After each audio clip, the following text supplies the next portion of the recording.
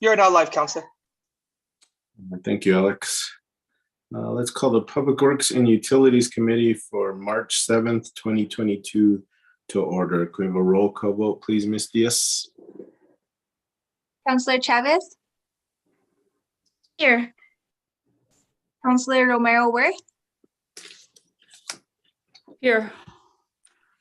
Counselor Lee Garcia, I'm here. Counselor Mike Garcia, Present. and Chairman Rivera. Here. We have a quorum. Thank you. Next is approval of the agenda. Any changes from staff, Ms. Wheeler? No changes from staff, Mr. Chair. Any changes from the committee? If no changes, what are the wishes of the committee? Move to approve. Second. Motion for approval by Councilor Romero Worth, second by Councilor Michael Garcia. Any further discussion? See none, can we have a roll call vote, please, Ms. Diaz? Counselor Chavez, Yes. Counselor Romero Worth, Yes. Counselor Lee Garcia, Yes. Counselor Michael Garcia, Yes. and Chairman Rivera.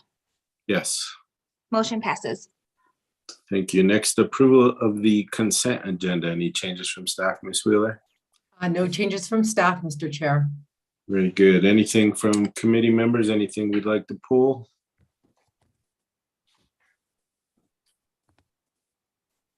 Move to approve consent. Second. Motion for approval of the consent calendar by Councilor Michael Garcia, second by Councilwoman Chavez. Any further discussion? Roll call vote, please. Ms. Diaz. Counselor Chavez, Yes. Counselor Romero Worth, Yes. Counselor Lee Garcia, Yes. Counselor Michael Garcia, Yes. and Chairman Rivera. Yes. Motion passes. Thank you. Next, approval of the minutes from February 21st, 2022. Public Works and Utilities Committee meeting. Any changes from staff, Ms. Wheeler? No changes from staff, Mr. Chair. Anything from the committee? Mr. Chair. Councilor Lee Garcia. Yeah, as reading through the minutes, I noticed that the motion to approve in certain areas and sometimes second, it just has Councilor Garcia. And under the votes, it just reflects one Councilor Garcia. So I don't know which one that is, my counterpart or myself. If you take a look at, downloading it here. Oops. Minutes. So if you see at the motion approved, we'll just take the first motion. Just says Councilor Garcia. Councilor Garcia or Lee Garcia, can you tell us what page on the packet you're on? So if I'm looking at the correct one, I think I am. It's the February 21st, 2022 at 5 p.m. Right. virtual meeting. You see the roll call, members present, others attending, and I believe that's the first page. So just take the second page as an example. There was a motion by Councilor Romero Worth, seconded by Councilor Garcia. It Gotcha. doesn't reflect which Garcia. Yes. And under the vote, it says the motion was approved. For Councilor Rivera, Councilor Garcia, Councilor Romero Worth, and Councilor Chavez. So one of us has got left out on that, I guess, is what I'm noticing. I'm All right, sure so we have there's I think we have a couple options here. Correct me if I'm wrong, Ms. Diaz, but we can go back and review the meeting from last time and correct those, or we can just correct it moving forward. I don't know what you prefer, Councilor Lee Garcia. First, Ms. Diaz, is it doable to go back and look and correct and put which Councilor Garcia was responsible for the second or for the motion itself? Chairman Rivera, yes, we can do that. I can go back and watch and put if it was Michael Garcia or Lee Garcia. And I'm okay just moving forward from here on out, just so we make for the record that it does specify which one of us. I'm okay with that because I don't think there's been anything that we've either voted against or I wasn't on board with. So if it's okay with the committee, I'm okay with that. Councilor Romero-Worth, do you have any advice on this? Should we go back and correct it and make it the way it's supposed to be, or is it okay just to move forward? Well, it is, when we approve it, an official record of the actions of this committee. So if we already know that the actions are incorrect, it's probably better to fix it and bring the minutes back for approval. I agree. So if So we then, can go, I'm sorry. So then should we go back to the rest of them? Because I don't know if it's been that way since the beginning. we can have Ms. Diaz look at it. But for, and again, those other ones were approved, so I'm not sure if we can go back and they've already been signed off on and I think included in the record. But at least for this one, we can postpone to our next meeting. Okay.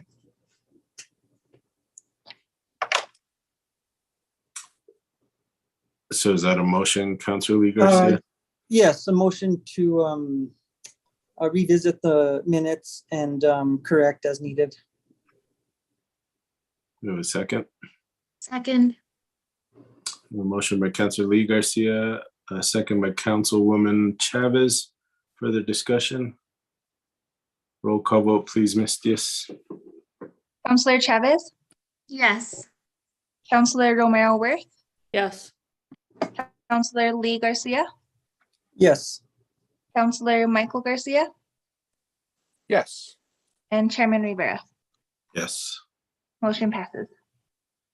Thank you. Next we're on to presentation informational items. Item A, pop-up protected bike lane demonstration, a presentation by Santa Fe MPO. Leah, please help me with your last name, Leah. Ingvi. Ingvi. Leah Ingvi. Do you need to share anything on the screen, Miss Ingvi? Yes, I do. And I think it looks like I have that ability. Okay, thank you and welcome. Thank you. Let me,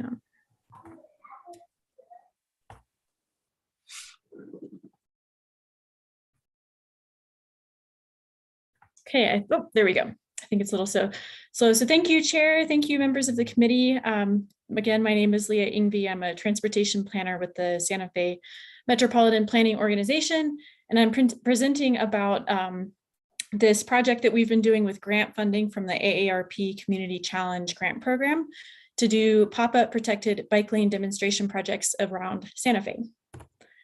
So to make sure we're all on the same page, briefly, protected bike lanes are like regular bike lanes, except they also have a vertical barrier between the bicycle travel lane and the vehicle travel lane. That barrier can be made up of different things. The bike lane can be painted, not painted, it can be elevated, and there can be different size buffers, but the essential thing is the vertical barrier. So since protected bike lanes have been established in the United States for over a decade now, there's been more and more research exploring the benefits of protected bike lanes. And so a major study and some smaller ones have shown that the protected bike lanes actually make it safer for everyone on the road, not just people biking, but also people driving and walking.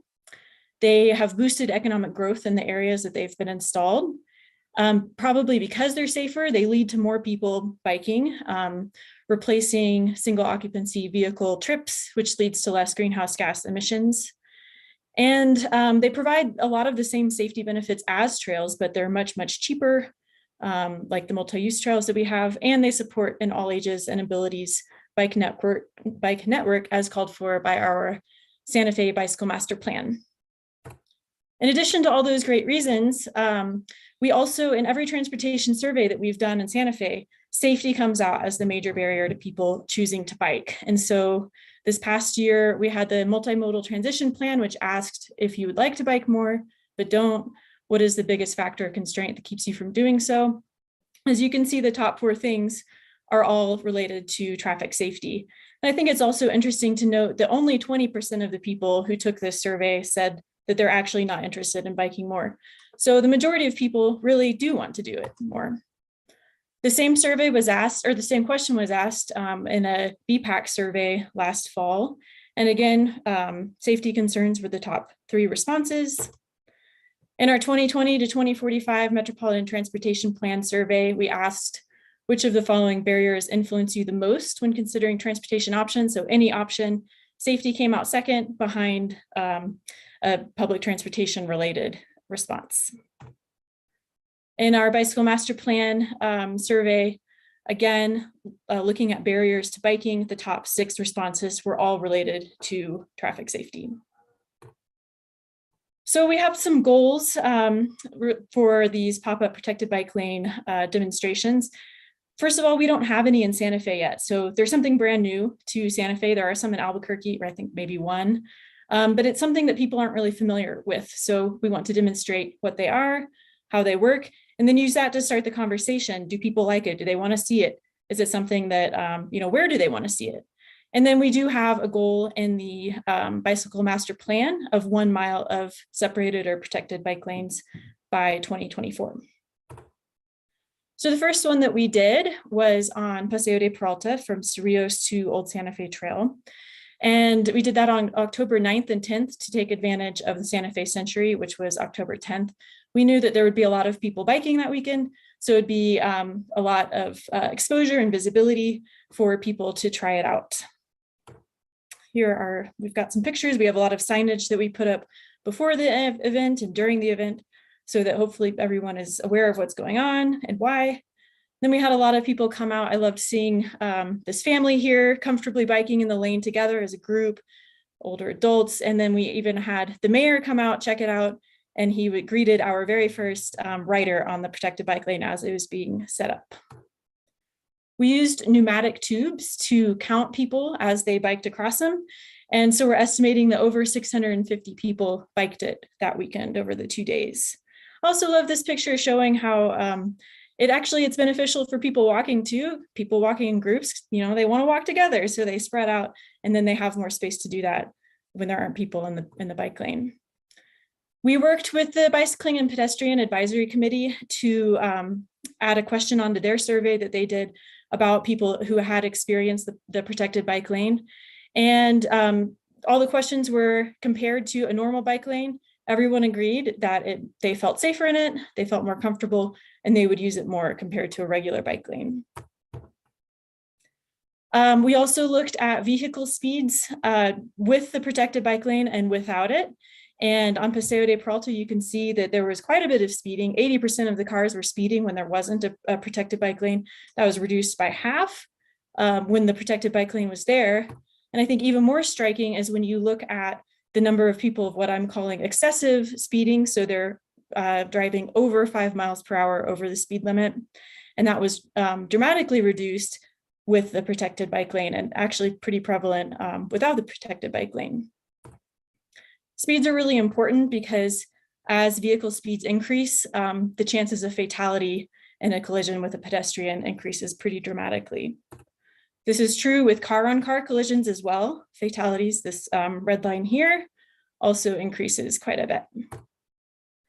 The second protected bike lane demonstration project that we did was on Paseo del Sol. In November, we worked with Nino Otero Community School to do a protected bike lane from where they exit the Tierra Contenta Trail all the way to the entrance to Nino Otero. And we did that with their weekly bike to school program.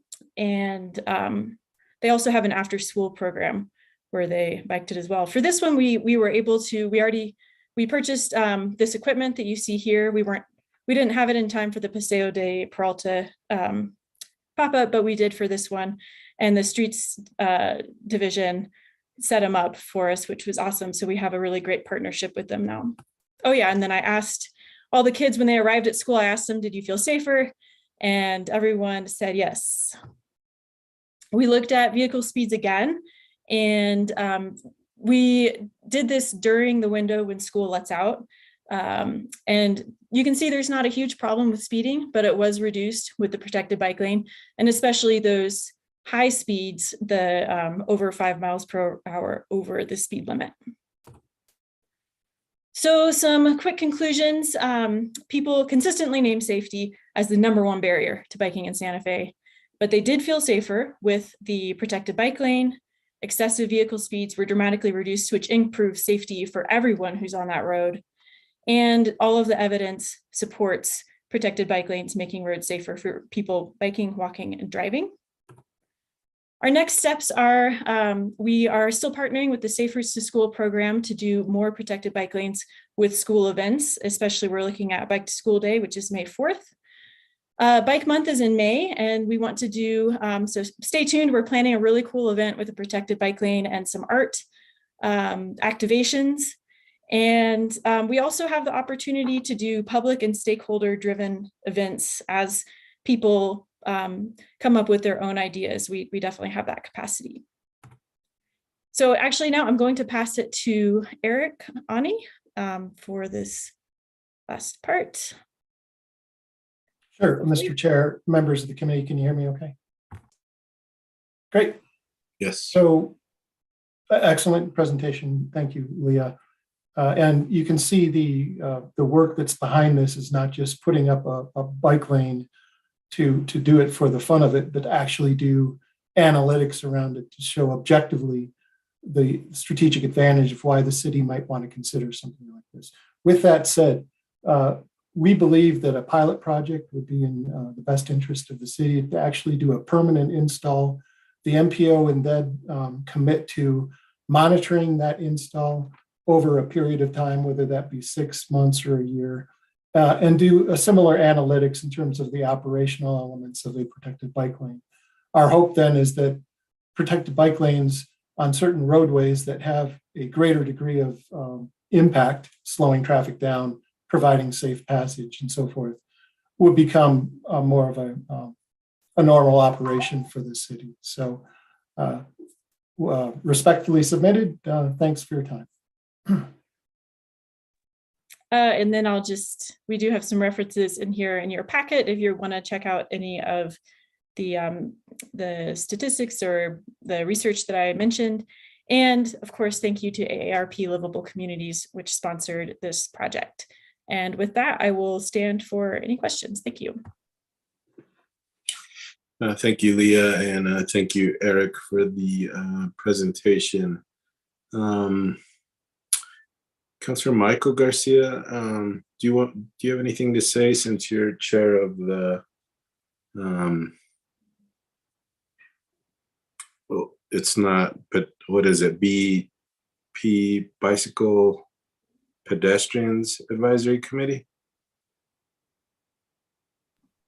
I think that's what it's called now. Do you have any questions or comments?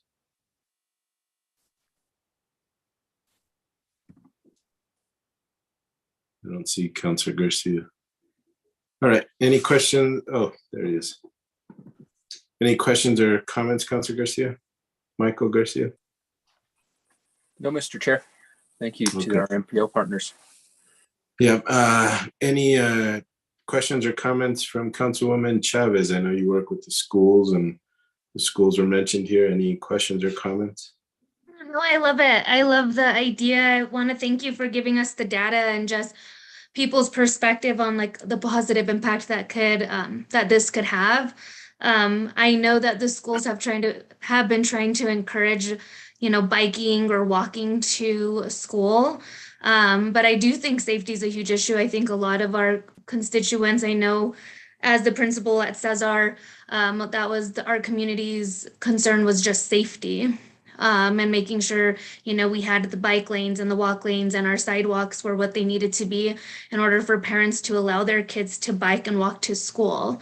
So I definitely see this as a positive. And I loved hearing that it increased in numbers because that project that we have, the Bike to School Day, I believe it's called, is something that the district has been having for a very long time. And it would be nice for that to just be something that naturally happens because we set things up to be safer for our community. So I really enjoyed the presentation. Thank you so much, Leah.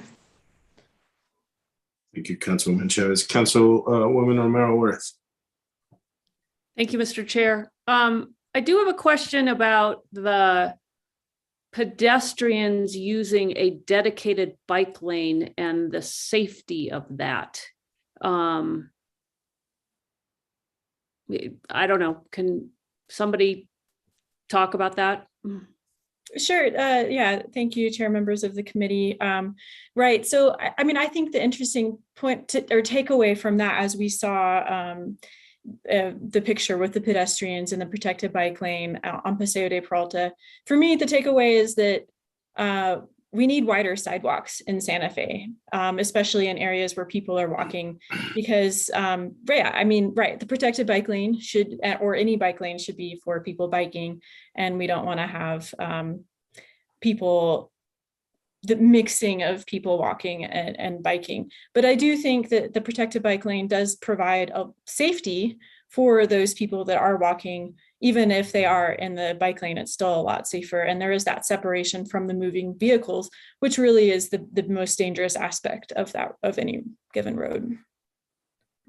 Yeah, and I mean, I'm not even so worried about the cars as much as the bikes, and particularly, I suppose, depends on how heavily it's traveled and what direction you're walking, whether you're walking so you can see the bikes coming at you or whether they come at you from behind. And I don't know, and whether you're actually out in the street in the protected lane. I just wonder what the experts think about the mix of those two in a protected bike lane.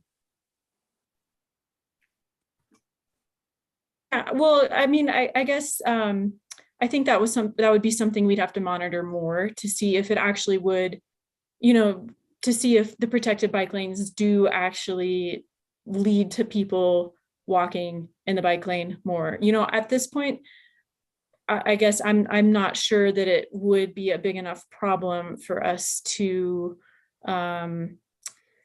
for us to take measures against it happening. And I think people tend to use their common sense, like looking, getting out of the way of everyone, whether they're on a bike, whether they're walking. I think people, especially if you're moving at slower speeds, walking or biking, you have more reaction time. So I think that's a good point of consideration moving forward, just something to monitor. Are we seeing that a lot when we do these demonstration projects? When we did the Paseo del Sol demonstration project, I was out there with a speed gun and I did not see students, and there were tons of students from Capitol High letting out of school. I didn't see them walking in the protected bike lane. So anyways, I think I appreciate that point. And I think that that's something that we can just kind of keep an eye on going into the future. So thank you. Yeah, probably depends where it is. Just wondered. Thank you. Thank you for the presentation. Thank you, Mr. Chair. Thank you, Councilwoman. Any other questions? Councilor Lee Garcia. Thank you, Mr. Chairman. I do have concern about people walking in the bike lane because bikes, especially guys or anybody on a bike, it moves pretty fast, 25, 30 miles an hour, and a collision with a pedestrian would definitely be an injury to, for sure, the person walking and quite possibly to the person riding the bike. So that I think that also just needs to be looked at very carefully, and maybe signage at some point put up that no pedestrians in bike lanes. My question would be, number one is, where in the city have you identified where these may be able to be put up? I think the intention is more to create areas of the city that are more accessible to bikes. And I think that's connected to trails and how people can move around the city without having a car. I had the question raised many times talking to people last year that they only have one car and they would like to see more connectivity with bikes. I know it's so much easier to build it out, such as in Terra Contenta 3, where that was raised, the sidewalks, the bike lanes, the parking and all that. And with our old streets and connectivity currently, it's hard. So where has it been identified that these bike lanes could be put up even in a more permanent status where it is safe for them to bike and not hinder the traffic situations that we're in currently with people, you know, trying to get to and from work or to and from downtown, down to this side of town, so on and so forth. Thank you, Councilor Garcia, Chair and members of the committee. That's a great question, and I'll just put a little plug out there that right now I am working on finishing up a more thorough report of the entire project, the steps that we've taken, the public outreach that we've done, the data, and as well as a list of potential locations we have identified in our Metropolitan Transportation Plan, as well as the Bicycle Master Plan, roads that could possibly have what's usually called a road diet. So such as Paseo de Peralta, which is 4 lanes, 2 in each direction. And given the traffic volumes and the traffic speeds, it really could be a 2-lane in each direction with a center turn lane road, which would free up a lot of space for a bike lane and a protected bike lane. So I guess I don't feel like I can list every potential road right now, but I do intend to put out a more thorough list of options, including the roads that are identified already as potential for having potential for road diets. I think other opportunities. So we have in our Bicycle Master Plan appendix a bicycle design toolkit, and that identifies roads that have above a certain speed limit and above a certain traffic volume threshold, roads that maybe need more protection. And so those roads, of course, you get into challenges such as a lot of driveways, a lot of crossing points.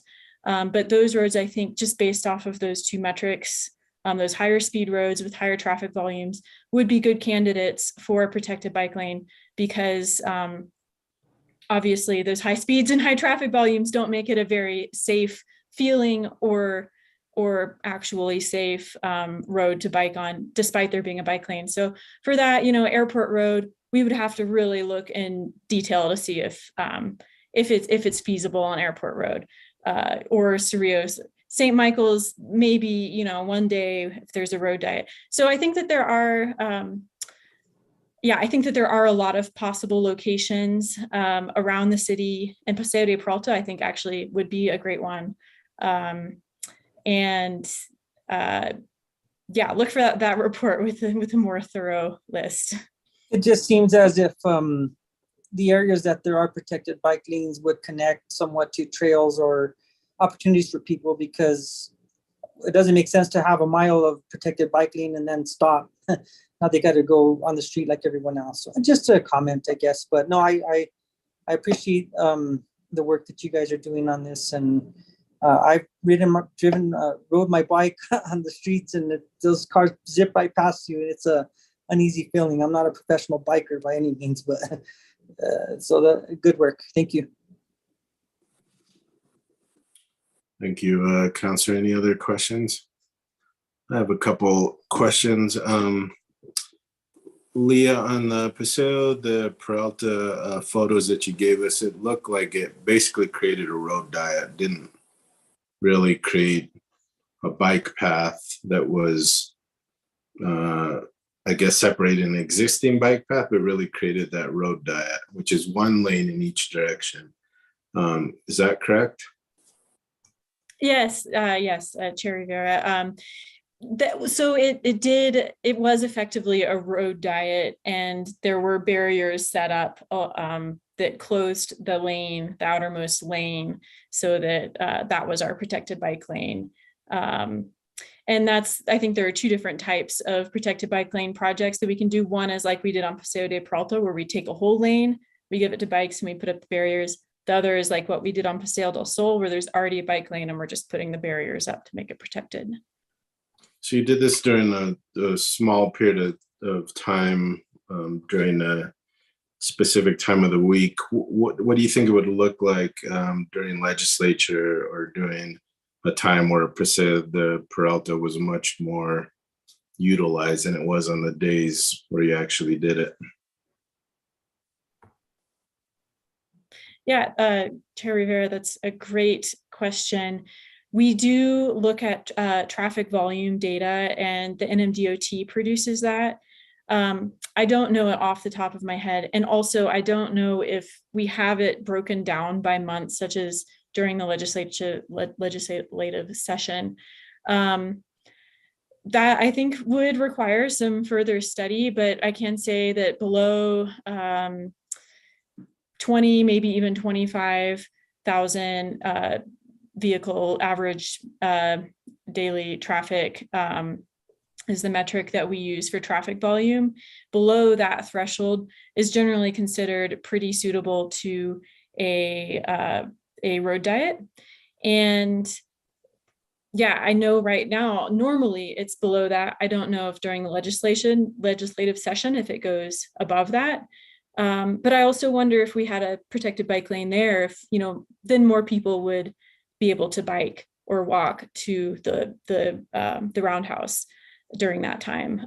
I think that we also have to consider that creating these really good connections then allows, and also creating a tiny bit of slowness is a good incentive to get more people to bike and walk, which will help us reach our goals for the city of being carbon neutral by 2040. Yeah, great. Thanks. I do agree that it would probably take a little more study during those peak times, especially on streets like Paseo.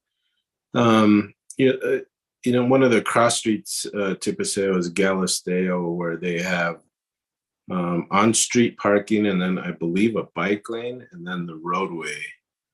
So how would it work in those situations? Would it, I don't know if you've seen those situations or not. Yeah, you're saying where there's parking and a bike lane?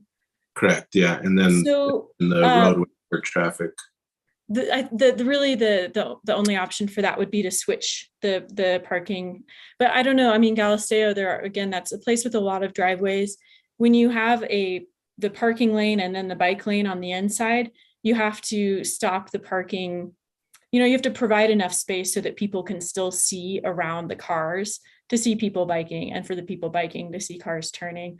So I think that would be challenging on Galisteo for that reason. But that is a slower street and lower traffic volume.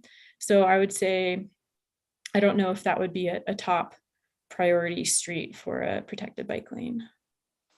Right, and it looked like it was worked really well on Paseo del Sol because it was a dedicated bike lane that could then be separated.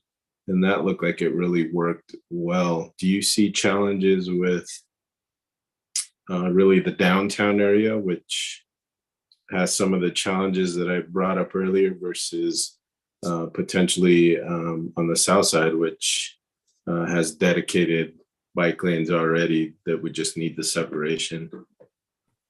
Yes, I definitely agree with that.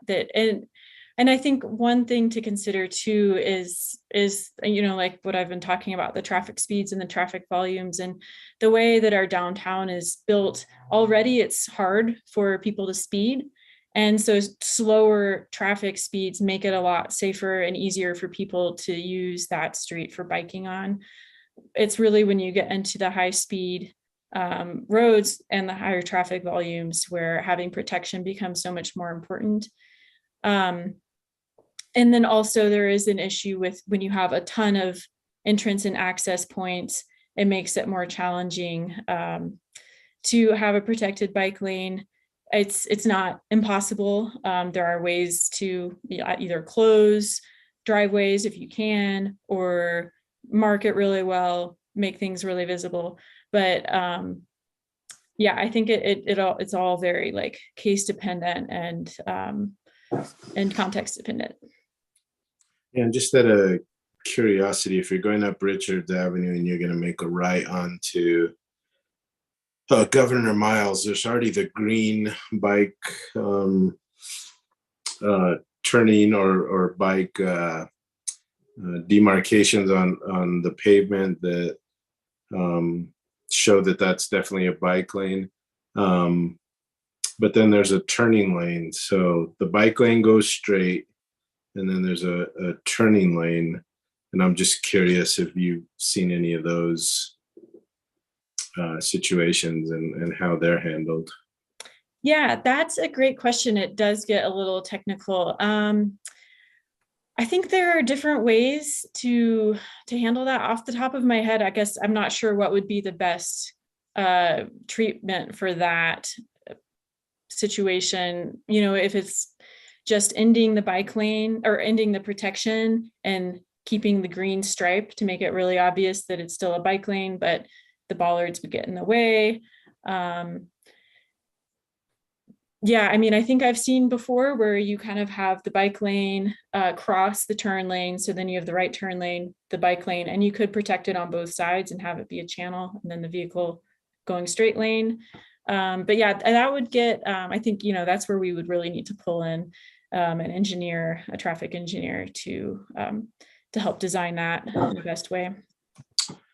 Yeah, and then the green bike path lanes were put in to do what we're doing now in studying it. And I'm not really sure I saw the results of that study. John Romero is no longer here. I don't know if anyone has those results or has been looking at them.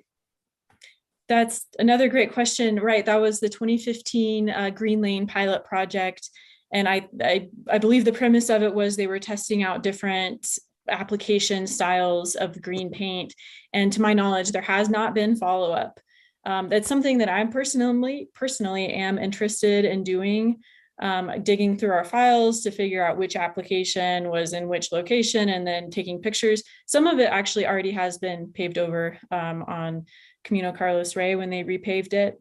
So yeah, I don't have a better answer for you than that, other than, yeah, like you said, I think the original players are gone and it's kind of still a thing dangling out there, but that, it looks like Eric might have a response.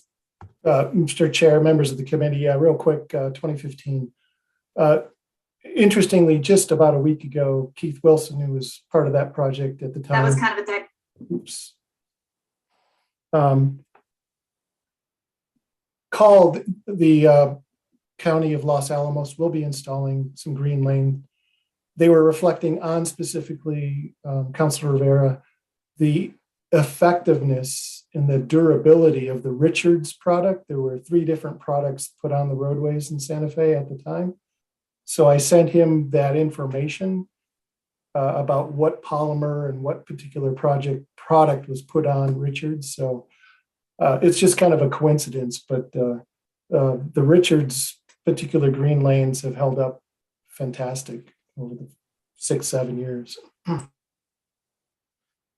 Yeah, thanks for that. I agree with that. I just don't know what the results of the study were. Did it make things safer for bicyclists or not? That's the reason we put them in, and I haven't ever seen those results. So yeah, and understand that there wasn't a detailed analysis done after that. It was more about the durability and where to put them. Yeah, and then last question, Leah, the durability of these pop-up devices, and then who maintains them or who would maintain them here in Santa Fe? So yeah, I think that's maybe like a 2-part question.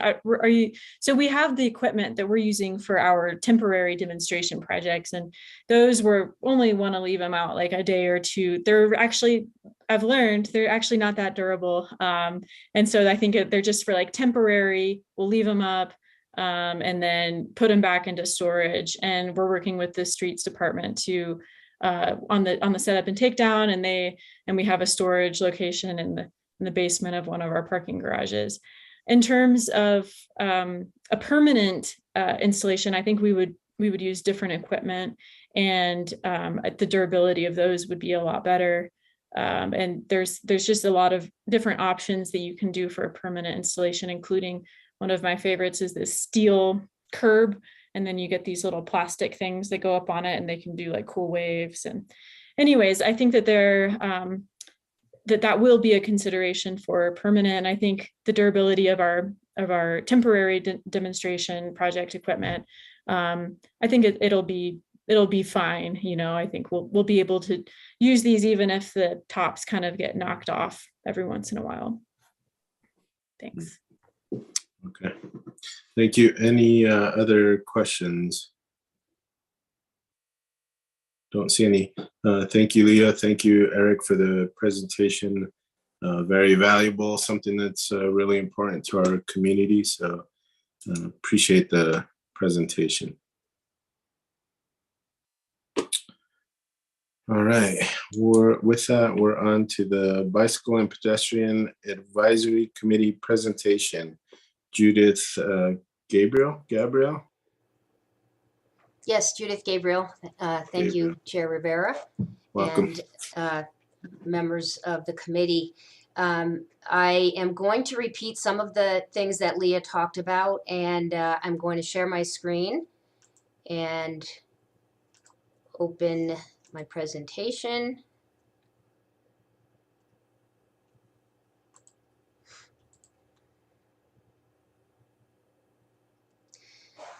So first, thank you for making time for us on the agenda this evening to talk about the BPAC and some of the work that we're doing and a survey that we conducted. My name is Judith Gabriel, and I am the subcommittee chair for the Promotion, Education, and Programming Subcommittee. And I think you received a fairly large PowerPoint in your packets, and I am going to skip many of the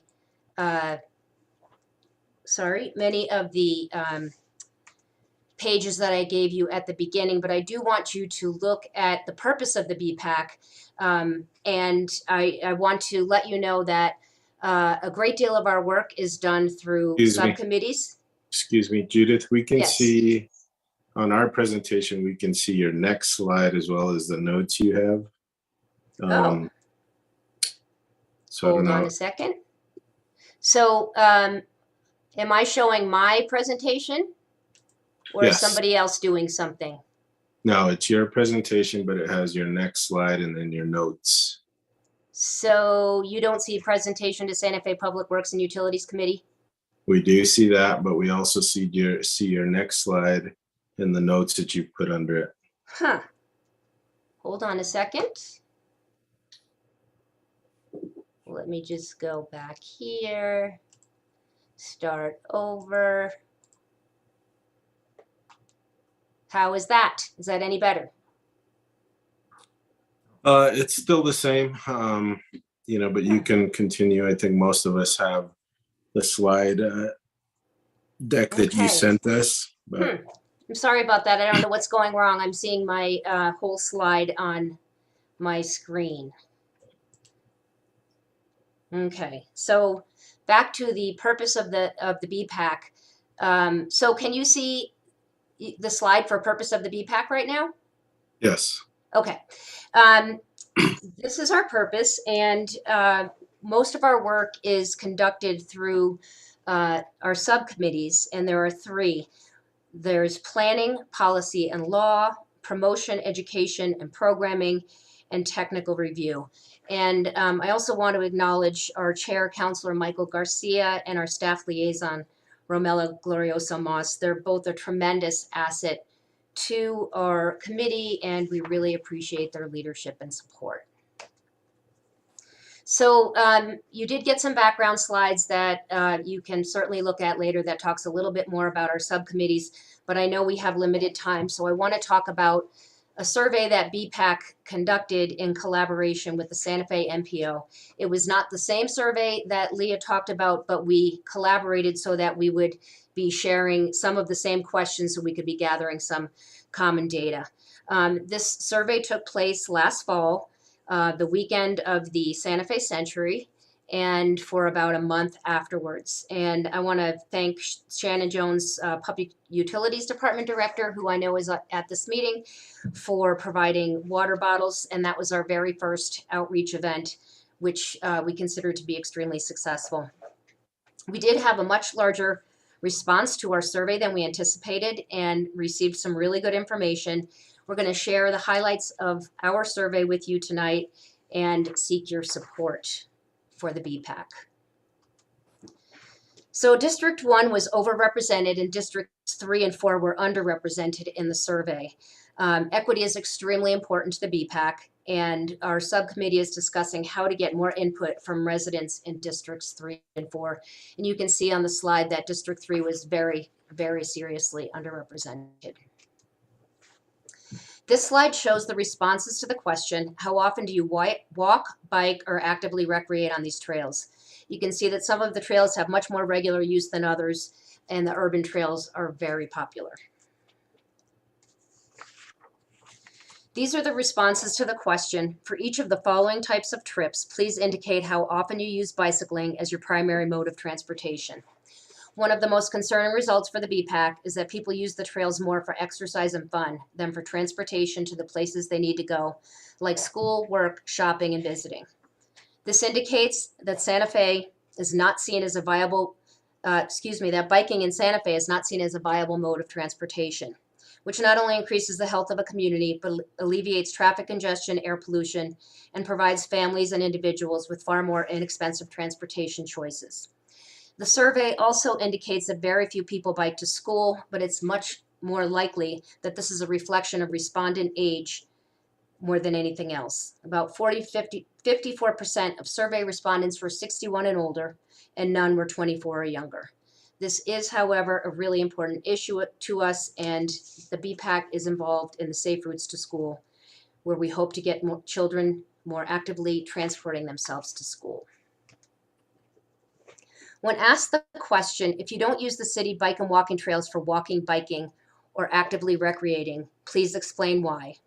The primary barriers, as Leah mentioned, are lack of access, connectivity, convenience, and safety of the trails. When respondents were asked, what kind of bike/pedestrian infrastructure does Santa Fe need that we don't currently have, a resounding 90% of them said protected bike lanes. You can see that bikeways that connect to the south side are also desired by a significant percentage of respondents. Other physical resources such as blinking lights, markings, and dedicated pedestrian and biking areas are also important. These are images from the Protected Bike Lane Pilot Project. And as Leah mentioned, protected bike lanes are the top-cited desired infrastructure, and they're good for cyclists, pedestrians, and drivers. Cyclists feel safer with a dedicated lane. Pedestrians can enjoy walking on the sidewalk without cars whizzing close by, and drivers slow down. It's a win-win situation. And I have to admit, after the previous conversation, that I regret using this middle slide, this middle image a bit, because I think it actually gives the wrong impression of why pedestrians enjoy protected bike lanes, which is really being separated from cars. Multi-use paths have space for both pedestrians and cyclists, making it safer for everyone. This path happens to be in Boulder, Colorado. These pictures are good examples of connectivity in Santa Fe, with the first being the bridge between from the Acequia Trail to the Frenchies Field neighborhood that then connects with the River Trail. The second is a connection from the rail trail between 2nd Street and Alta Vista that connects to Monterey Drive and Cerrillos Road and the Baca Street area. A bicycle and pedestrian-friendly city that embraces multimodal transportation needs to ensure year-round maintenance of trails and roadways. The image on the left here is the same passage you just saw that connects the rail trail to Monterey Drive, but here it's an example of a snowy and icy trail, dangerous for pedestrians and cyclists. Connectivity is worthless if people won't take the trail because it feels unsafe. The picture on the right shows unswept debris in the bike lane as well as the right-hand side of the bike lane being flush with the parking lane, leaving cyclists vulnerable to car doors opening on them. And this is similar to the conversation that you just had about Galisteo Street. These images are also from Boulder, Colorado. An important aspect of year-round trail access is plowing trails in the winter. The picture on the right is a good example of connectivity and wayfinding. If Santa Fe is to be a bike and pedestrian-friendly community that truly encourages and supports active living for all, it will require a much more robust active transportation infrastructure. Many of the elements we think are important are listed here. We advocate for the development and maintenance of a system of trails and roads that allow people from all over the city to actively, conveniently, and safely transport themselves to the places they need to go all year long. We can't stress enough the importance of equity. Being able to actively transport ourselves to work, school, shopping, and other places we need to go throughout the city can reduce the personal burden of owning and maintaining a vehicle. It also provides opportunities for healthy and active living to all of Santa Fe's residents. And then there's the added benefit of fewer cars on the road and reduced emissions. The city's river trail, which I'm sure many of you are familiar with, is really popular for many of the reasons listed on this slide. Creating and managing such an infrastructure requires the resources and approaches listed here. We believe in an equitable, holistic approach in planning and development that would involve many city departments and community sectors and populations. Finance, parks and rec, planning, engineering, public health, community development, and a diversity of community perspectives. Whenever development takes place, the cities should consider the public health, safety, and environmental impacts. For example, are resources being distributed in an equitable manner? Does a planned roadway encourage active transportation or just add more cars? Will active users feel safe using the byways? If Santa Fe is truly committed to a culture of wellness, inclusion, and environmental sustainability, we'll make these investments. Given the influx of federal infrastructure dollars expected at the state and local level, this is the time to up our game for a sustainable active transportation system. We have contact information for our 3 subcommittee chairs here if you want to get in touch with any of us. And I thank you for your time, and we'll stand open for questions. Thank you.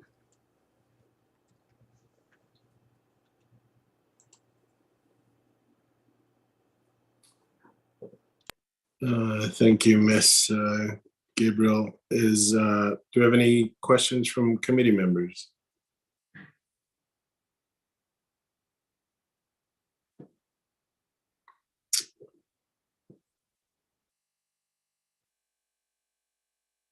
The only one I can't see on my screen is Councilor Romero-Worth. Do you have any, Councilwoman Romero-Worth, do you have any questions? I don't, Mr. Chair. Thank you for the presentation, though. Thank you. I do have a couple of questions.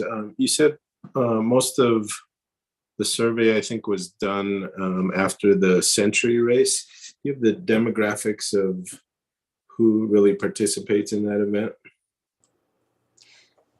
We actually have the demographics. We have some demographic slides that we did not include. We could share them with you, Chair Rivera. I will say that it's my understanding that surveys in Santa Fe are quite often more geared towards the older population. We all know that this is an older city. And you saw that most of the people who responded to the survey were older. We did do it beyond just the weekend of the Santa Fe Century. We did it for a month and got the word out as much as possible. We are concerned that we did not reach more people in districts 3 and 4, where a lot of younger families live. And we're happy to share all of our data for demographics. Not for the, I don't know for the Santa Fe Century, somebody else on this meeting may know that, but for the survey takers. If you can share, if you can get it to Miss Jamie Ray Diaz, and then she can forward it to all members of the committee, that would be great. And then, so I don't know if maybe District 3 didn't participate as much, because really the Second Trail for us here on the south side ends at Fairley Lane. And I know we're trying to get it all the way out to South Meadows, which would then allow us to have connectivity to many other areas. But for right now, that's where it ends. So the trail really goes from Fairley Lane to Swan Park, and that's it. So that may be one reason for that limited input. And I think, probably not a whole lot of residents from the south side have a lot of time to participate in the Century bike ride. And oftentimes it's hard to get surveys done on this side of town for any reason. So that may be part of it. But thank you for your presentation. I look forward to the other information that you're going to send to Ms. Diaz. And looks like I'm the only one that had questions, unless there's something else. Councilor Michael Garcia. Thank you, Mr. Chair. On the point of the survey, we did put out a public request for the City of Santa Fe residents to complete the survey. So we kind of did initiate it with the beginning of the Century Ride, but then we did a formal press release through our No More Networks to put it out. And I agree with you completely, Mr. Chair, that we need to do everything we can to get equitable responses from all districts. But I know that that's just the challenge we always see. And so I think when we do something like this in the future, we need to work with our community partners in the area. I think EarthCare is a great partner that helps to get results for District 3 constituents. But if you have any other recommendations on how we can increase, whether it's District 1, 2, 3, or 4, I think we're all ears. What we want to do is ensure, as BPAC is moving forward, that we have full equitable responses from everybody in the community, because as you can see, the BPAC committee members they're excited and enthused to really improve biking and pedestrian activity in the city. And it's critical that we hear from the community to ensure that that happens. With that, I just also want to thank Judith and all the BPAC members that did show up. I see Mr. Spencer, Ms. Eisenstein, Mr. Pingley, I think Mr. Abo. I can't see if I see any more. Sorry if I missed you. I'm quickly going through Mr. Gerlitz, but they're fantastic. This is a committee that's really excited about changing the way we have access for biking in the city. So with that, thank you to all the members that showed up tonight. Thank you, Mr. Chair. Yeah, definitely much appreciated. Councilor Lee Garcia, did you have your hand up? You're still on mute, Councilor. Sorry. Yeah, I did have some questions, but they were answered on the previous dialogue. I think just at this point, take time to once again just give my comments of the best opportunity for us at this point in districts 3 and 4 to create connectivity. And I think Councilor Rivera, you raised the point of the bike trail that's towards the back there, Farley Lane, towards Swan Park, and possibly connectivity to Meadows, which would give people the opportunity to access then all the way down to the bike trails that are down by Agua Fria and so on and so forth. But I think the biggest opportunity for people to be able to get on a trail and connect through a road and so on and so forth. But District 4 and District 3 definitely has great opportunity to do that. And so that was just my comment, but thank you for all your work. Thank you, Councilor. So Councilor Michael Garcia, you asked a question about who might be good help in getting a survey at, and you did touch on EarthCare. Boys and Girls Club is another one. I'm sure Councilwoman Chavez and the schools, I don't know if they can help out, but I'm sure they have a lot of people that use the trails, especially in District 3 and 4, when the weather warms up a little bit, that utilize them to bike to school. So those are just some real quick ideas, but I do appreciate the presentation and the efforts, and we'll get there. I did want to ask Ms. Glorioso Mas, since she's on about that Arroyo Chamiso trail, and if she can update the committee and everyone here that's giving presentations on the trail that I just spoke about. Thank you, Mr. Chair. Currently, we have 3 trails that are in District 3 that we are working on.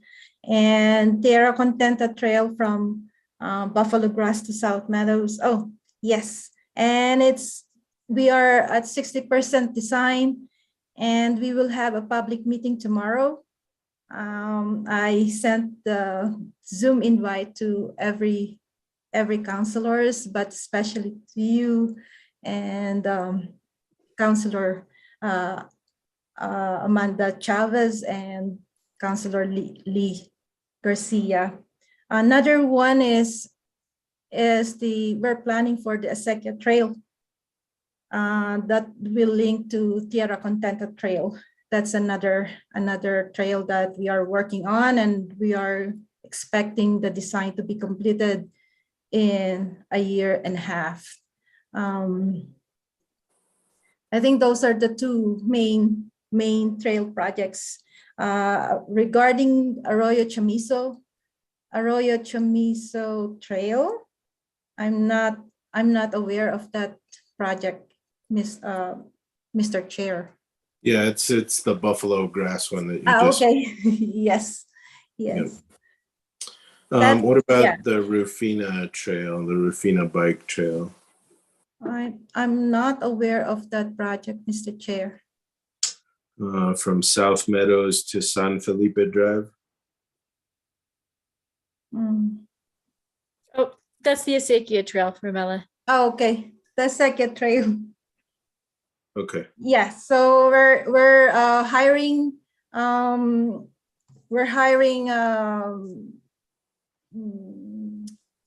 Western Solutions. They will start designing this project in April. And we're very excited because this is the first trail that we are going to use the green infrastructure design for controlling stormwater and reducing the heat island effects in this area or in these neighborhoods. All right, and I don't know if there's anyone on that can really explain the river trail to me. So I know it goes through a lot of downtown, West Alameda, a beautiful trail, but then there are areas where it stops, and there are areas where the county has done small portions, but it doesn't all connect yet. Do we know what the situation is with that trail? Yeah, Mr. Chair, Leah can answer that better than me. Okay. Leah, please. Sure, yes, members of the committee and chair. So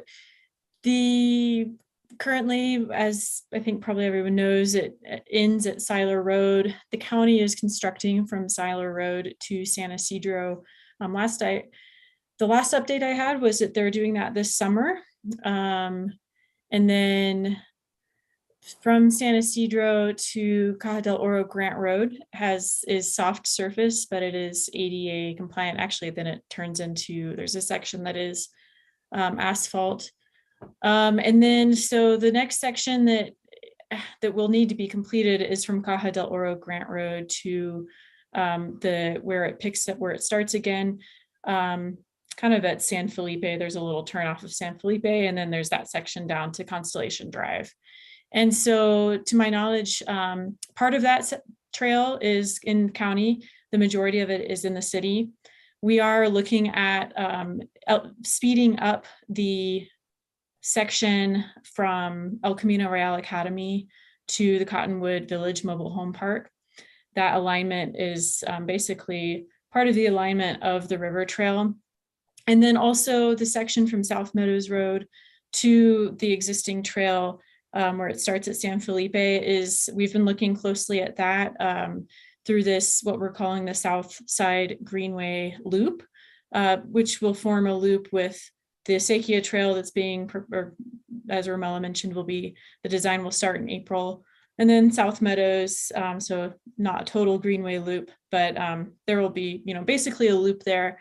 So we are looking at trying to elevate the funding timeline for that.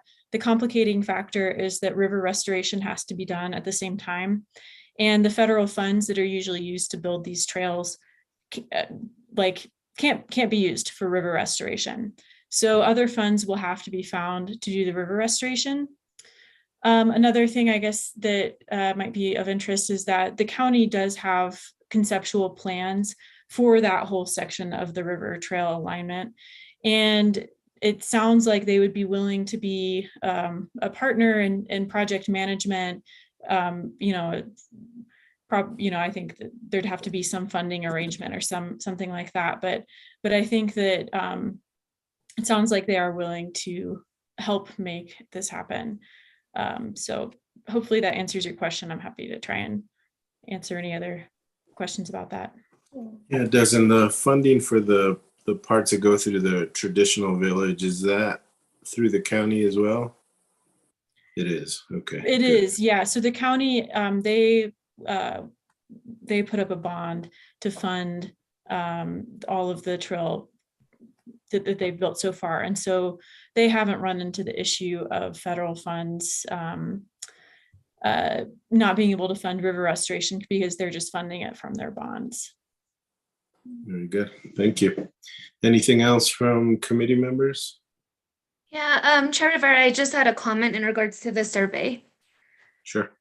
Thank you. I just wanted to say, I think with District 3 and District 4, I think they really require intentional reach out and respond a lot better to face-to-face. I think partners are really great, but there's times that there's scheduled gatherings, like I'm going to bring up the bike to school events, parents and school leaders all meet at a specific location, and that would be really good for face-to-face interaction and to get some of those surveys complete.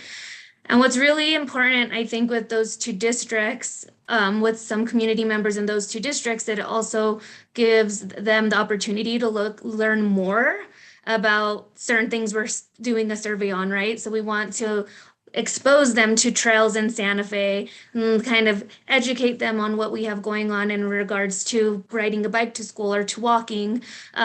Plus, we're going to be getting information and feedback from them as well. So I think they respond really well to face-to-face interactions.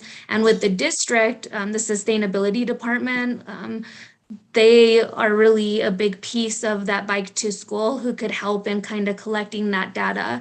But I would just encourage that intentional face-to-face conversations and soliciting feedback with those community members. I think it means a lot to them and makes them a lot more comfortable with sharing information out.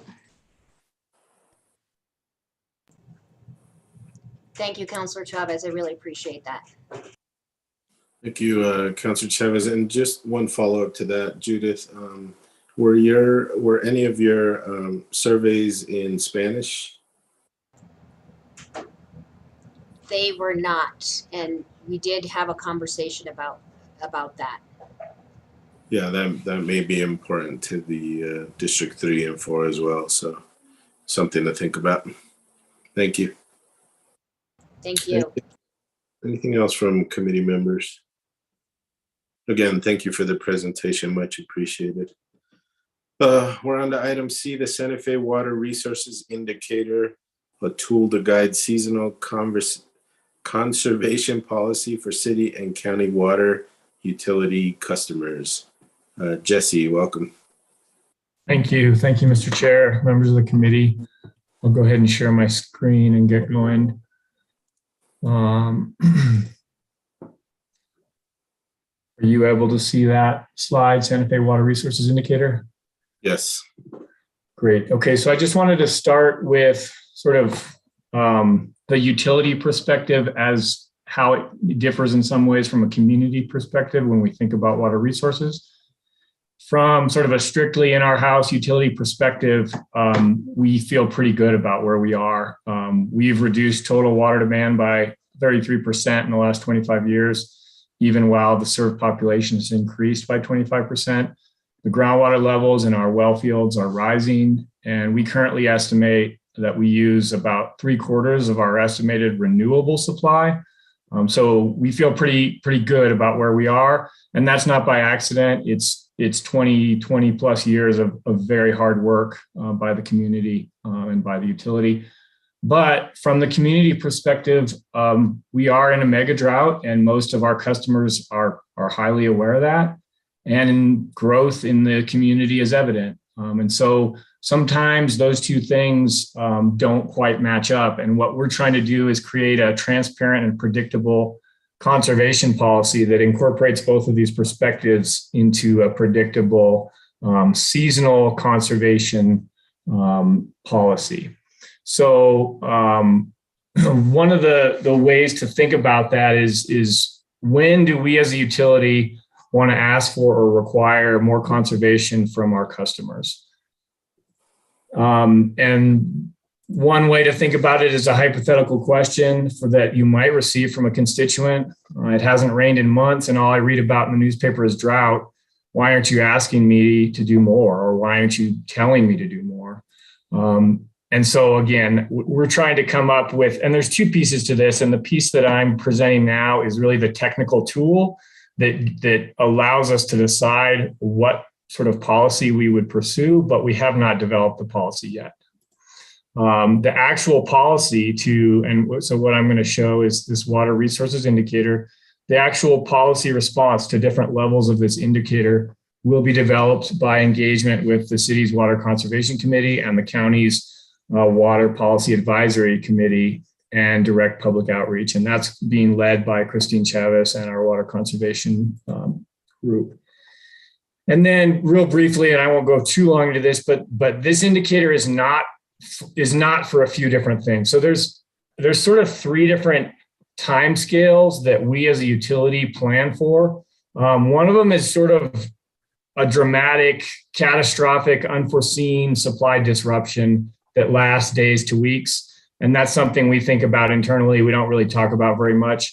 There's also the long-term planning. What are we going to do in the next 20, 30, 40, 50 years? And we've talked about that in other places, and that's our long-range water resources planning. What I'm showing tonight is really the technical tool that we're developing to guide us in our year-to-year seasonal conservation policy. And essentially, what we're trying to do here is weight how healthy we feel like our groundwater resources are, how healthy we feel like our surface water resources are, and what's the sort of overall regional drought intensity. So we're proposing 40% of the weight of this whole indicator is based on our groundwater wells. So these are sort of our drought-proof savings account. We only really have an indirect estimate of the total water that's available, but we can see if the water levels in the wells are going up and down through time. And over time, we don't want to pump more than what's being recharged. And so those levels should be either stable or rising. That's our goal. I'm going to skip the last two bullets. And then 30% of the weight of the indicator, we are going to attribute to the water that's in our reservoirs. And that's sort of, we think of as our checkings account. It's renewable, and we know with very high accuracy how much is there. When we use it up, we have to go to the savings account. That's when we turn to the well fields. And then the final 30% of the weight of this indicator would be based on regional drought conditions as summarized by the US Drought Monitor. And this is something that I think people are pretty aware of.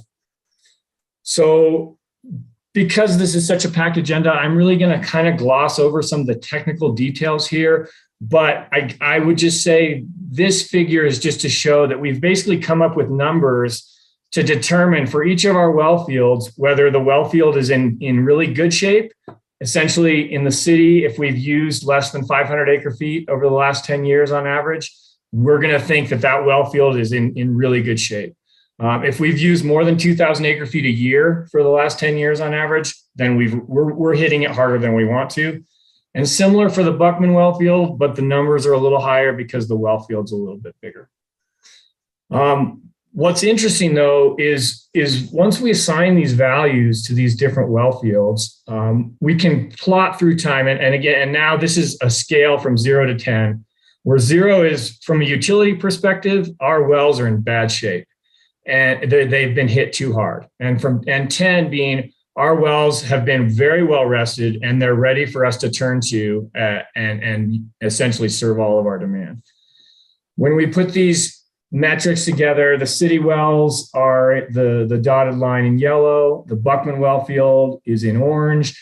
And the takeaway message is at the beginning of the century, our wells had been overused and were not in good shape.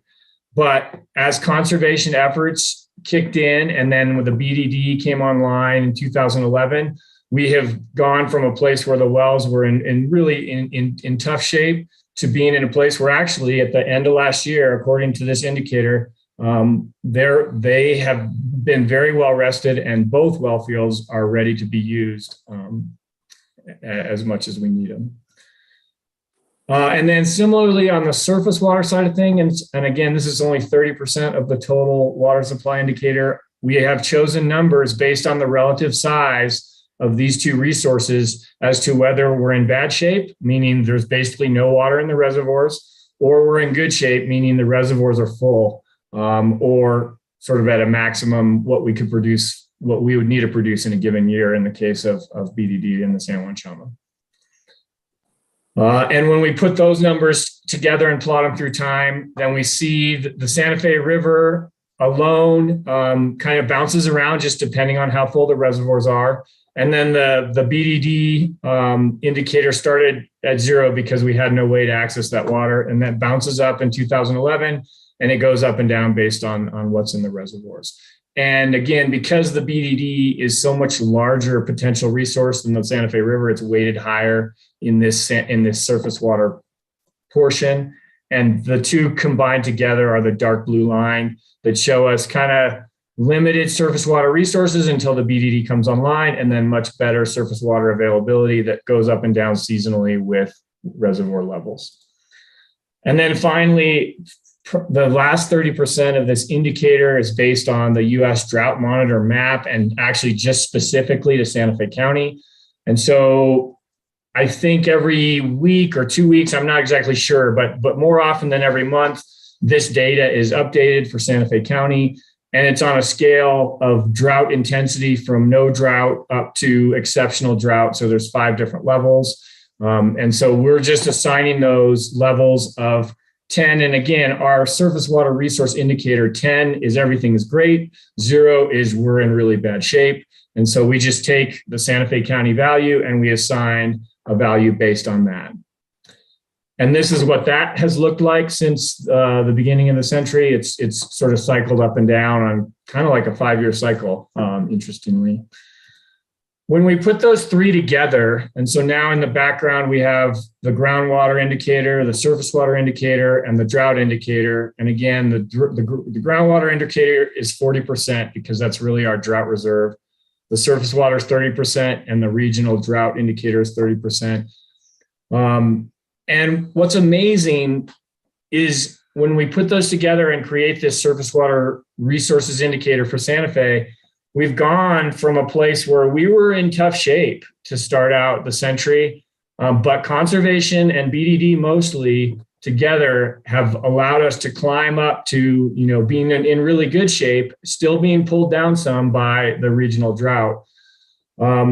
And again, this is a technical tool that we can use to determine sort of what's the health of our water resources and what sort of conservation should we ask for from the community in a way that's predictable.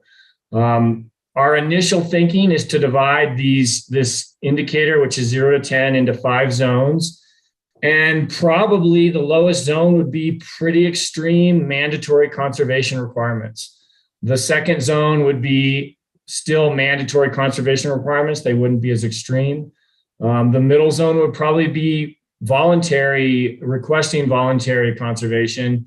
And then the top 2 zones would probably differ just in terms of the messaging, the amount of effort we're trying to communicate with stakeholders. But one of the other really sort of interesting and from our perspective, satisfying things about this result is for those of us who were around in 2002, we know that these were the worst of times for City of Santa Fe water. This is when the parks, we didn't have enough water to put on parks.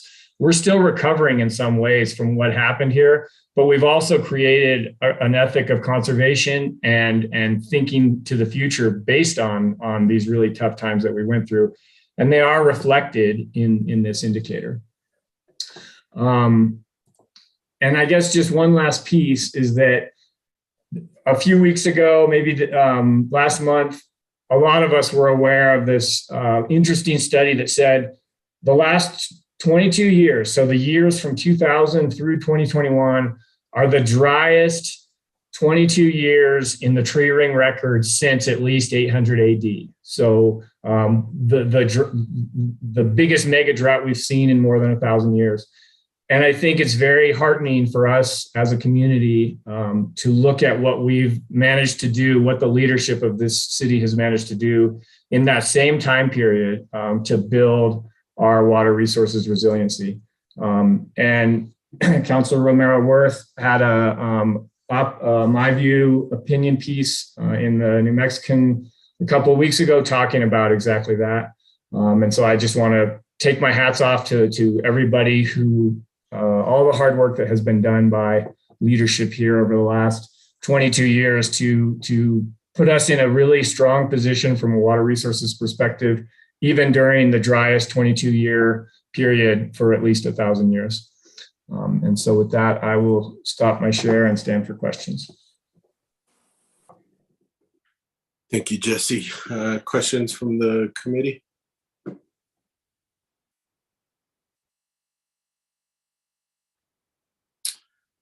Don't see any right now, Jesse. I have a question. So we do have an ordinance in the books that talks about the different stages of drought and then what kind of restrictions or watering conservation methods we would put into place at that. Are you looking at revamping that? Yes, Chair Rivera, thank you for that question. It's very insightful. And the short answer is yes. And so the idea here is that code is a little bit outdated, and we were looking at updating that, but also looking to see if we could guide that policy with something a little bit more quantitative or objective rather than being too subjective. And so we would essentially, at the beginning of the year, look at what the water resources indicator said, and then set out that this year we are going to be in no drought restrictions or drought, the first level or the second level. I think right now they're orange and red. I'm not sure. I don't know off the top of my head, but that is what we're looking at revamping and updating with this tool.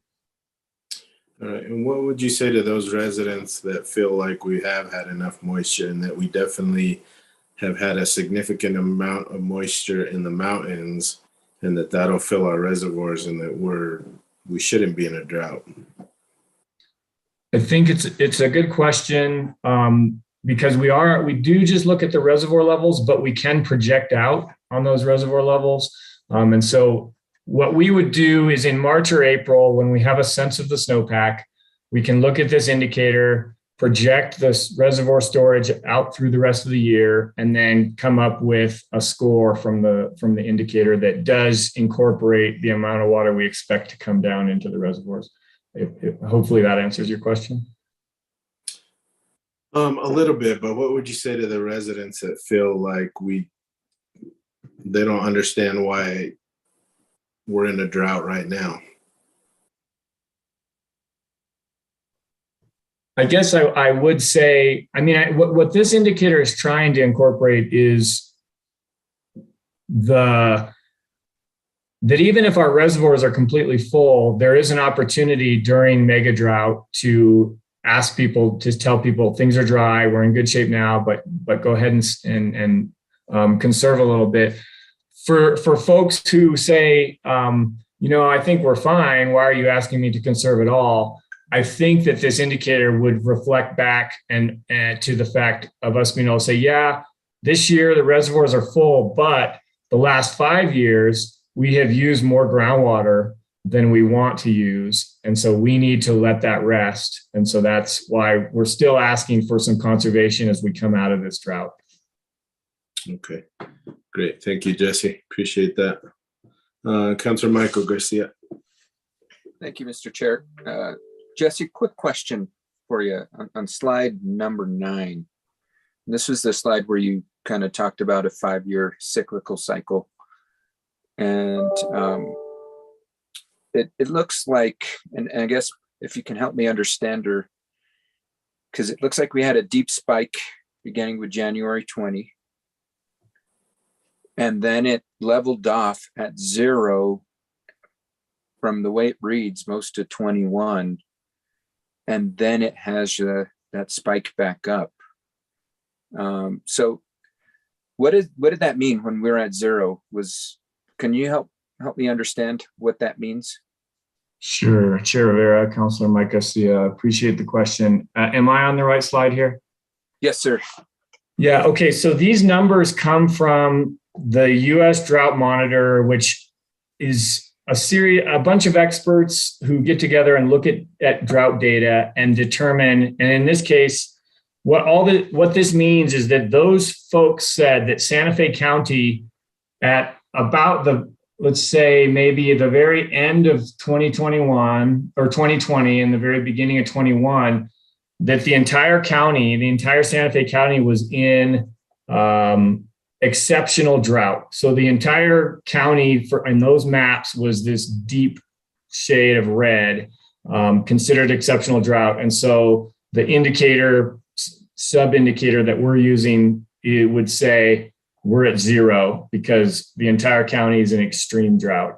And then when it bounced back up to 2, probably most of the county was back to just extreme drought, which is where we are now, just extreme drought. Does that help? It does help, because then it looks like it's dipping back down, and that's January. And so I know that we've had some precipitation over the last couple months, but do you know if that trend is still heading down, or are we back on a positive trajectory?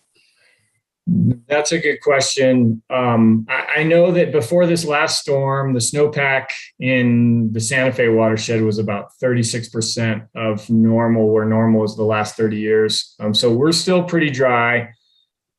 This is of the 3 sort of numbers that we're putting together. Our own surface water levels and our own groundwater pumping are very predictable to us. I don't have as good a sense of being able to predict this regional drought indicator as the others. Okay.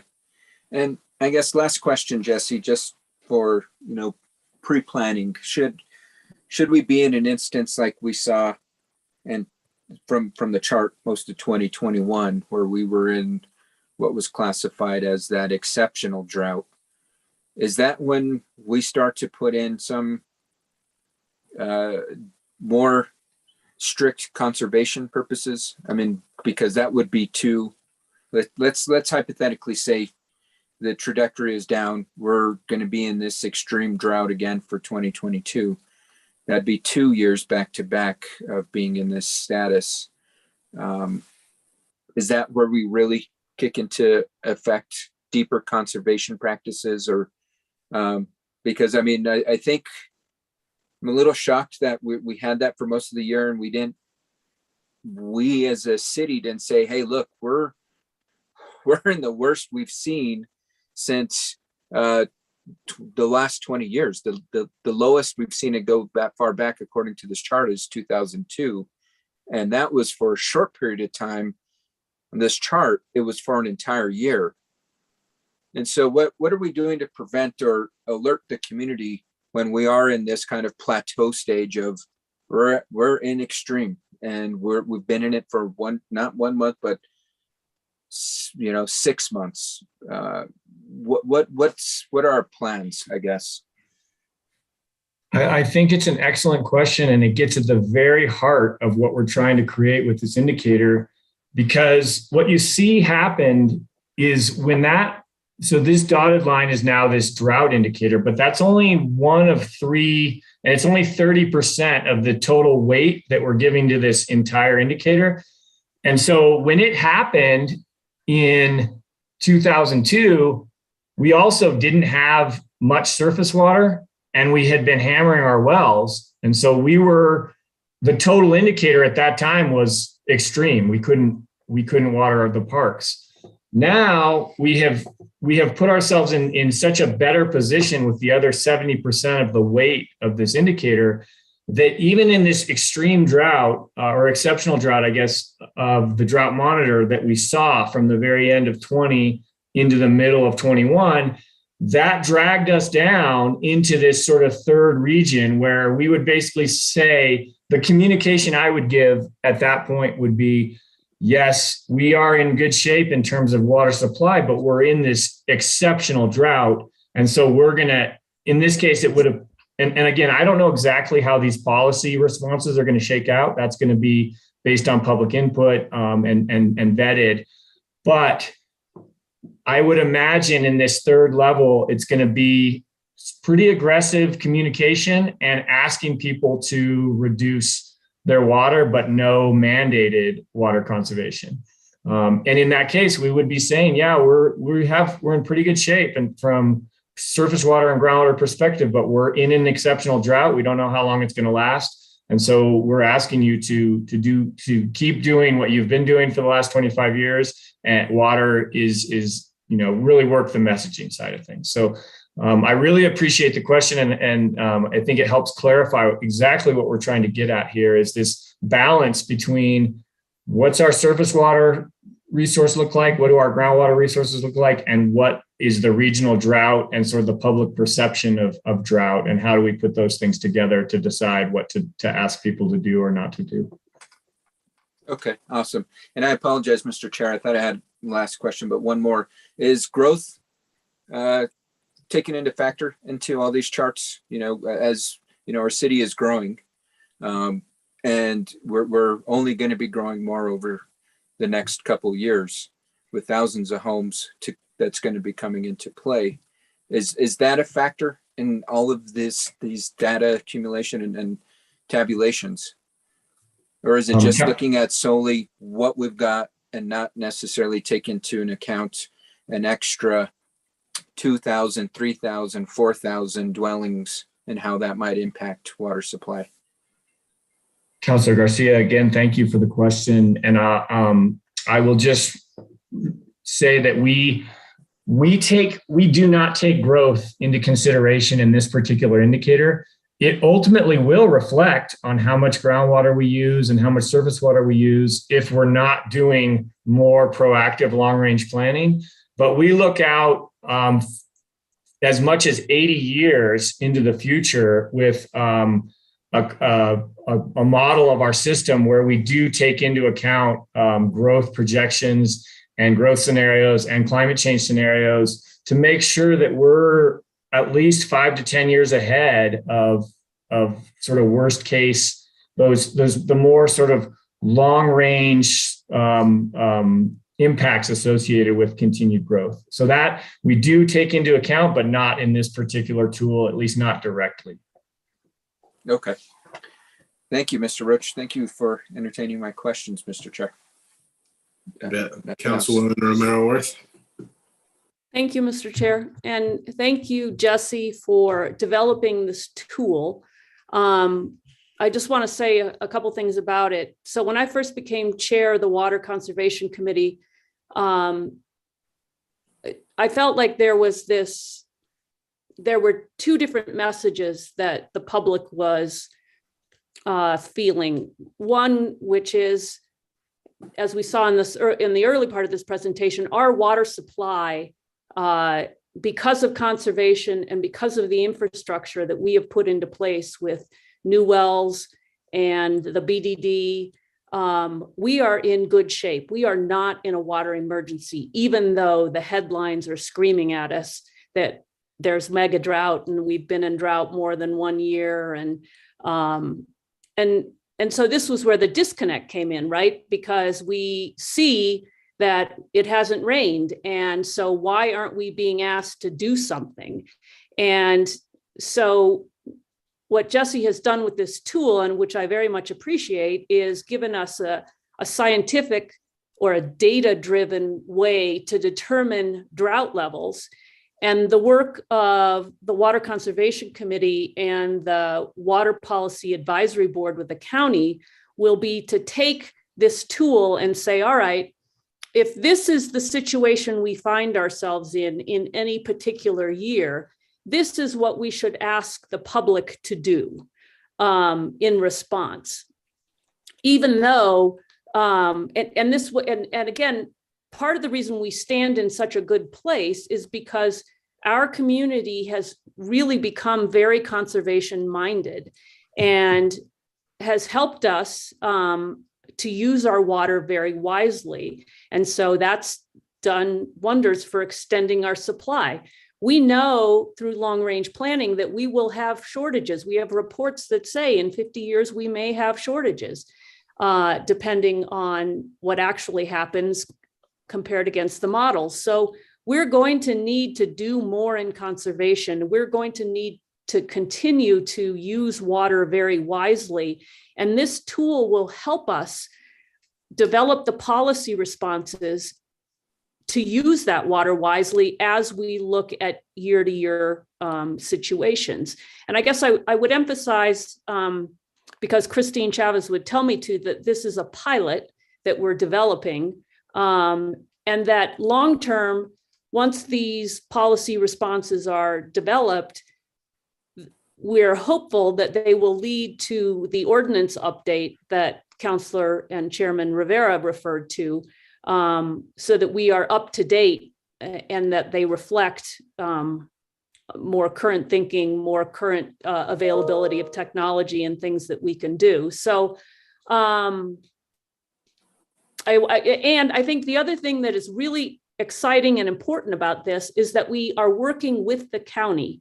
And one of the other pieces is that when I was first elected, I reached out to Commissioner Hamilton, and we had a series of conversations about how we could work with the county. The city is the county's backup water supply. We do share, what would you say, Jesse? A water, a basin. What's the right term? We share groundwater. Is that the right way to say it? Sure. Yeah. So the fact that we are working with the county on this, and that we are hopeful that the city and the county will align their drought responses, what they ask the public to do, whether you're a city resident or a county resident, will be the same. And I think that is a very encouraging development, since we may be different governmental structures, but we are kind of in the same pot, so to speak. So I just wanted to make those comments, Mr. Chair. And, certainly growth is something that is looked at, as Director Roach said, in our 40 and 80-year water plans, which the council approved or authorized in 2018, I believe. Let's see, I think that's all I wanted to say. And thank you, Mr. Chair, for letting me make those comments.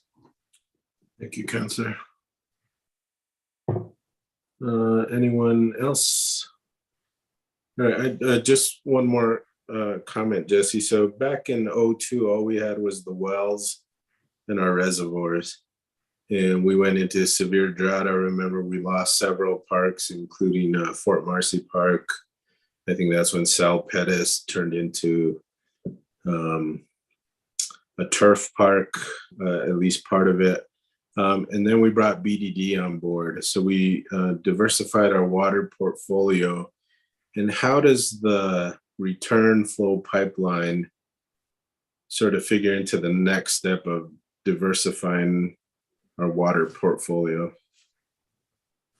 Thank you, Chair Rivera. It's a great question, and it gets back to looking out further than a few years from now, and the projections that we've looked at that incorporate climate change and population growth, and tell us that by the 2050s, I believe, 30 years from now, we would be looking at shortages without adding to that infrastructure.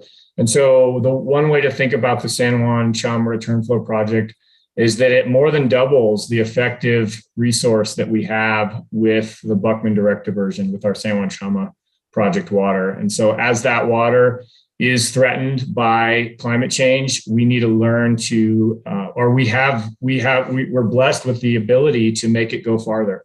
And so that's really where the San Juan Chama return flow project comes in. Okay, great. Thank you. Thank you. That's all I had. Anyone else? Thank you, Jesse. Appreciate it. Appreciate the presentation. We're on to item D, the streetlight LED conversion project report. Ms. Wheeler, Director Wheeler. Thank you very much, Chairman, members of the committee. And Cheyenne Ernst is here with from Dalkia as well. So we, at the beginning of last Monday, I think it was, completed the installation of LEDs on the city's 3,500 city-owned street lights. And so that's really exciting. That part of the project is complete, and we've been installing shields as we go. We've been getting community feedback as we go, and it's been really positive, and we've been able to be really responsive to people's needs related to that. And it actually, the project, as you know, we started out hoping that P&M would be installing theirs at exactly the same time. But after the community guided design introduced some really state-of-the-art technology that P&M's just having to sort of catch up with that a bit. It's built the team with P&M, and I think with our management of streetlights overall, we've really increased reliability and our customer responsiveness, which was really sorely lacking when we started this project, and a big part of the reason that we undertook it. Besides to save money and save energy and reduce our greenhouse gas footprint, but also to get better customer service and reliability. So we're really excited about that actually being an outcome already. And then Cheyenne, I don't know if you wanted to add anything. Thank you, Director Wheeler. Thank you, Chairman and members of the committee. Just to echo what Director Wheeler said, we're really excited to have completed the conversion, and we've moved into doing more serious maintenance work around town and addressing some of the infrastructure-based issues, working on repairing outages that are caused by deeper problems. So you'll still see our crews working around the city for the next 15 years as part of the contract to address the maintenance on the city-owned streetlights. And also, like Director Wheeler said, I think it's been a really positive and collaborative relationship with P&M. We meet with them at least weekly, sometimes more than once a week, to work through all of these different challenges. So the infrastructure baseline that the city of Santa Fe will be left with at the end of the P&M conversion will be really amazing, and I'm really excited to have been a part of it. So thank you all, and just looking forward to doing more and having the conversion behind us and moving on to better things. Thank you, Chairman. That's all we have right now. Thank you, Director Wheeler. Thank you, Ms. Ernst. Any questions from the committee, questions or comments? Councilor Michael Garcia. Thank you, Mr. Chair. Thank you, Director Wheeler and Cheyenne. Really appreciate it, and glad to hear the first phase of the city stuff is done, and now we're waiting on P&M. Do we know when P&M will do their lights, when we anticipate that to be completed? Thank you, Chairman and Councilor Michael Garcia. That's a really fair question and a little bit difficult to pin down. Where they are in the process, I can share with you probably more accurately than I could say how long it's going to take them to get to the end. They're near the end of their evaluation of various smart nodes. They have to do very thorough evaluation of this because it does interconnect, of course, into the network, and so they really have a strong requirement for protecting the grid. And so they are done, though. They're nearly done with that. Then they'll be doing some procurement as far as the pricing on that. as well as making a filing to the regulatory agency, adding that to the acceptable alternatives list, as they did previously already for us for the 2700 Kelvin, I think it was. And so it's moving well. We have a lot of focus and support at PNM for this, keeping on moving. As like Cheyenne said, we meet weekly, and we'll bring you any kind of a real hard estimate that we can as soon as we can. Okay, awesome. Thank you. And help remind me, was the PNM light, were we going to save off, have that cost savings from those lights? And so since they're not being retrofitted yet, and the longer that they're not, the lower to our cost savings is going to be, how does that impact the loan that we got and whatnot? How does that impact that whole financial component, I guess? Thank you so much, Chairman and Councilor Garcia, for the question. It's true, we will not be saving the amount of money that we would have been, but the amount of money that we are going to be saving on an annual basis is really quite extraordinary. It's $500,000 a year. That's not necessary to, our payback on the loan is a 20-year loan. So we wouldn't be making payments anywhere near that amount. So it'll just really be, we're making enough savings on the city-owned lights to make our payments over the 20 years, but the PNM-owned lights are just real regular savings for the city. Okay, thank you for helping to clarify that. No other questions. Thank you, Director Wheeler and Cheyenne, for being with us tonight. Thank you, Mr. Chair. Thank you, Councilor Lee Garcia. Thank you, Chair Rivera. Just a quick question, being out here in District 3, where obviously we have a lot of areas that were annexed into the city in, you know, the not so distant past. I do get calls from constituents as to, well, I thought they were going to do our streetlights, and a good example, and I don't know where we would go to find out if there are streetlights that are going to be done by PNM or not. A good example is San Felipe Road, where Agua Fria and San Felipe, kind of corner. There's a small trailer park community here that reached out to me and said, well, you know, our lights are darkened. And again, it's an area that was annexed. It was there previous to them being in the city. And so where do we find out if that's something that's going to be addressed by PNM or a contact for that, so I can get it to them? Thank you so much, Chairman and Councilor Lee Garcia, for the question. If I could clarify your question, are there streetlights in the development that are not working, or are they lacking streetlights? No, they're just not working. And so I don't know if they're part of the project. Are they going to be addressed by PNM? Because obviously, if we're at completion with the city project, then the PNM portion obviously isn't been completed, or I don't know if it started, but you know, it's a dark area. So, you know, obviously them being in the city now, they want to ask, are they going to address these areas? Yes, thank you so much for that clarification, Chairman and Councilor Lee Garcia. There's we will definitely look into that. If there are PNM lights that are not functioning, we can definitely get a team out there to repair them, so we can enter that report. But my suspicion is there's a few places in the city where, strangely enough, the HOA owns the streetlights and they're not paying the bills and probably don't even exist anymore. And so that is one of the things we've we've seen as we've done this conversion project. And I'd really like to bring those lights into the city and make them city-owned lights. And I'm not quite sure how we could do that. I haven't looked into it yet, but there are a number of places that are in that kind of a tricky situation where the HOA is responsible for the lights and the HOA doesn't exist. So, but I will check on that and see what's the situation. We can follow up and let you know if we'll be able to send a crew out to repair, or if it's going to be a little bit longer project of figuring out how to get help with those lights. Okay, thank you for that. And we'll be in touch, I guess, to identify if that's an area that was in this circumstance. So thank you very much for the response. Thank you. Anything else? Councilor Chavez and Romero Worth, you're at the top of my screen, so I can't see any hands. So if you have a question, just wave at me or a comment.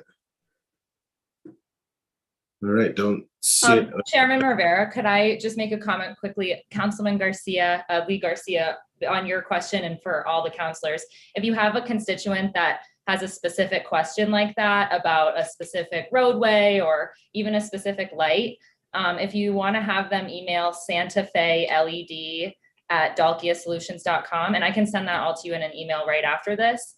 But we correspond with constituents every day, and we also correspond directly with PNM, and we can look in our database and in PNM's database to identify ownership and help resolve those issues as fast as possible. So if you ever do get questions like that and you want to refer them to us, please feel free to do that. And if I could add, Chairman, there's also a problem entry form right on SantaFeLED.com, Cheyenne. That's another good way. And then PNM's lights, you can always report anything on the PNM website as well. It's PNM/streetlight.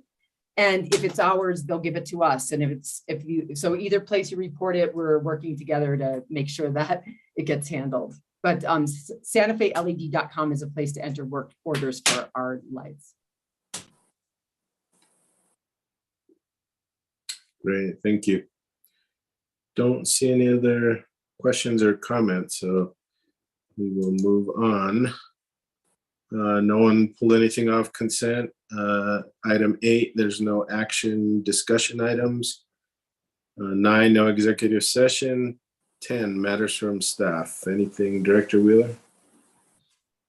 And no matters from staff, Chairman. Thank you. Thank you, Director Jones. Mr. Chair, members of the committee, always appreciate seeing the Water Division's presentations. Just wanted to take a quick second to give a sales pitch to some tools that are available. As we talk about conservation things we're doing today, Ion Water is an amazing tool for people to see their real-time data, set up notifications. And our conservation committee does a great job working with individuals, even as far as doing audits. If somebody's struggling with their water use or ways they can do it better, they can reach out to our staff at the Water Division's Conservation Office. And they're more than happy to walk customers through and even complete audits for them to help them be more successful. Thank you for that. That's no other comments. Thank you, Director Jones. Matters from the committee. See none. Matters from the chair. Our next meeting is Monday, March 28th, 2022. With that, thank you all for all your hard work. The presentations were great. With that, we are adjourned. Thank you.